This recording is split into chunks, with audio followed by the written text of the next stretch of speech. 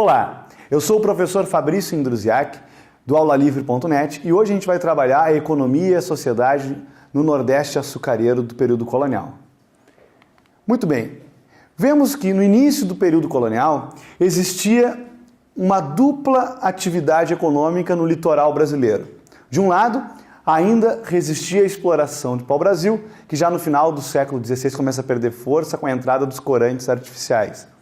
E a produção açucareira, que ao contrário do pau-brasil, viu seu gráfico subindo e aumentando cada vez mais. A empresa colonial, ela vai ser montada pensando em quais são as riquezas que o Brasil podia oferecer. A costa brasileira foi investigada pelos portugueses nos 30 primeiros anos, aquilo que nós chamamos de período pré-colonial. E eles não encontraram nenhuma grande riqueza aparente que interessasse aos europeus, tirando o pau-brasil, o que não compensava todo o investimento de uma ocupação e de uma colonização. E aí, então, qual seria a grande riqueza do Brasil? Até que os portugueses se deram conta que o Brasil tinha duas grandes riquezas, que elas não eram óbvias, mas elas eram extremamente importantes. A primeira, a grande quantidade de terra. A segunda, o clima tropical propício para o desenvolvimento daquelas especiarias tão procuradas pelos europeus e tão valorizadas por eles, e que poderiam ser produzidas em larga quantidade aqui. E aí veio a ideia, vamos montar a tal de empresa colonial. Essa empresa colonial foi a estrutura montada para permitir a produção dessas especiarias em larga escala para venda na Europa. E a estrutura dela era formada da produção de um único gênero em larga escala, por isso que a gente fala em monocultura, né? Uma cultura.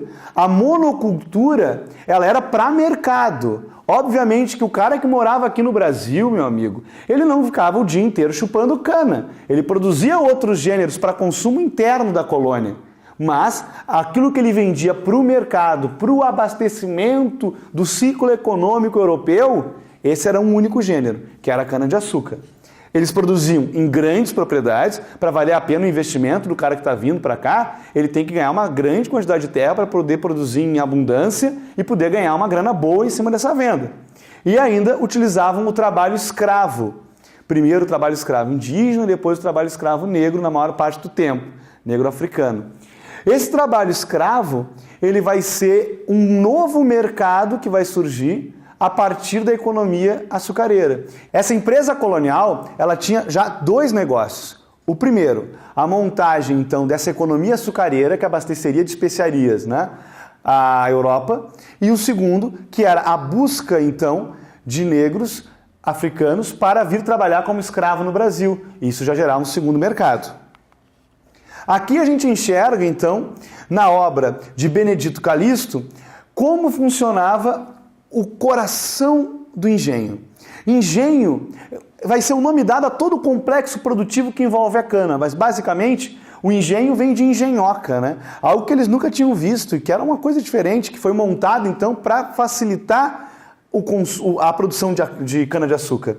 Como é que funcionava? Dentro da estrutura da fazenda, tu tinha os campos de plantação, e tu tinha a moenda. Isso aqui, que eles chamaram de engenho, é a moenda. É o lugar onde tu coloca a cana é moída e ela vira caldo de cana. Depois tem a casa de purgar, que é o lugar onde tu vai ferver o caldo e ele vai virar melado. E é o melado que era exportado. Além disso, ainda existia a casa grande, onde morava o senhor de engenho, e a senzala, onde ficavam os escravos. Esse complexo todo foi chamado de engenho, aqui ilustrado, né, pela engenhoca, que era a moenda. A solução açucareira, ela vai ser então uma produção em grande escala para atender consumidores europeus. Então, além de ter um único gênero, a monocultura, além de ser produzido em grandes propriedades ou latifúndio, utilização de trabalho escravo ainda visava o mercado externo, a exportação e não o abastecimento da própria colônia. As razões para o plantio da cana foram que o solo brasileiro era adequado, que as condições de atrair recursos para investimento inicial eram boas, porque afinal tu tinha muita terra para oferecer, e a possibilidade de alargar o mercado consumidor no momento em que tu tornaria uma especiaria que vinha da Índia, que era muito apreciada, um produto mais comum e que poderia se ampliar mercado para outras faixas, para outros lugares, que até então não recebiam esse tipo de especiaria por ser muito cara.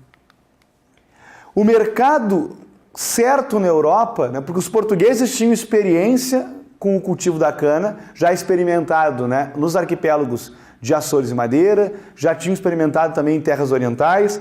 O preço elevado compensava os altos custos, porque o lucro em cima dessa especiaria era muito grande. Claro que tu tinha um baita custo a produzir aqui, trazer os barcos, levar para lá, fazer o refino, vender, mas ainda assim a margem de lucro era muito grande, por isso valia a pena.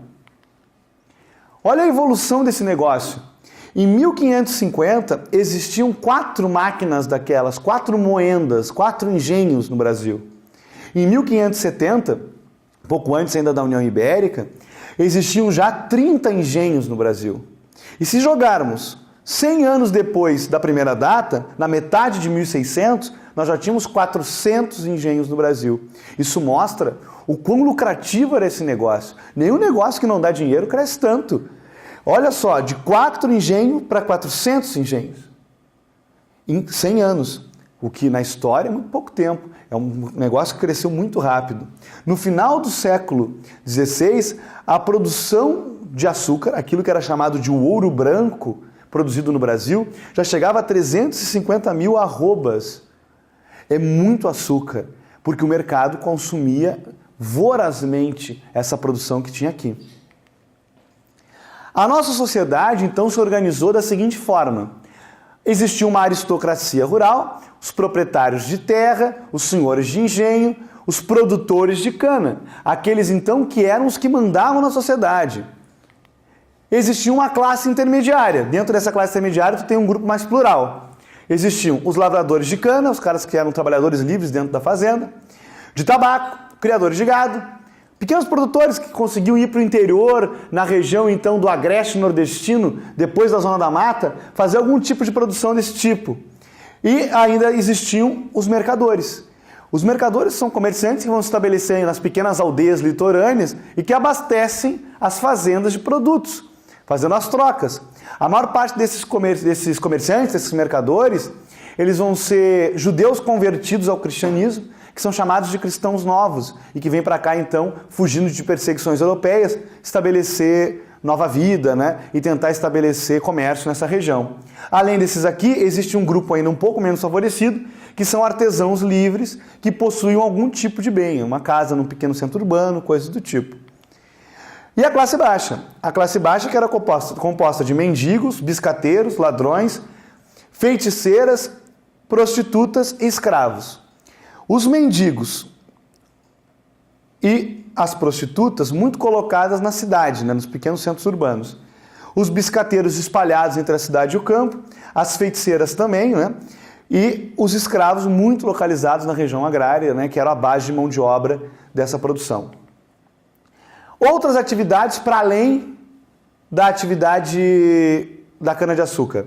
A pecuária, que a cana necessitava do abastecimento, né, de gado para poder mover as carroças e mover as próprias máquinas do engenho, que era a tração animal. Então, no agreste se criavam esses animais, esse gado, e esse gado abastecia então a região litorânea, que era a melhor região para produção. O tabaco foi produzido, né? A plantação e a exportação ocuparam um lugar secundário na economia colonial. O tabaco tem uma curiosidade. Parte desse tabaco ele foi utilizado para troca de escravos na África. Tribos que capturavam inimigos trocavam por tabaco prisioneiros de guerra e que eram mandados então para o Brasil como escravos. Existia ainda uma pequena cultura do algodão, ainda incipiente, mais ao norte do Brasil, e que depois no século XIX se torna bem importante no Maranhão, e alguma coisa de ouro começava a ser encontrado pelas entradas, mas a gente ainda estava longe de encontrar, né, as Minas Gerais, que vão mudar a história do Brasil. Hoje, então, estudamos a economia e a sociedade açucareira. Na próxima aula a gente se encontra. Tchau, gente!